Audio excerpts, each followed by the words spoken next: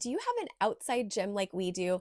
If so, then you know that you absolutely must have the right kind of floor coverings to make your workout optimal. I'm Gina with WTI, and we installed these rubber top EVA foam workout tiles from HIAARO out in our warehouse. Now, you can see how terrible it was before we put these in. We actually had concrete floors, and then look how it is afterward. What an improvement! We are so impressed by how well made these are.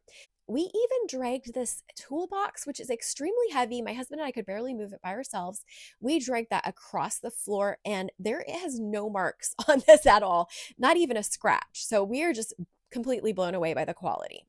These are 0.56-inch thick. We got the 24 by 24-inch tiles.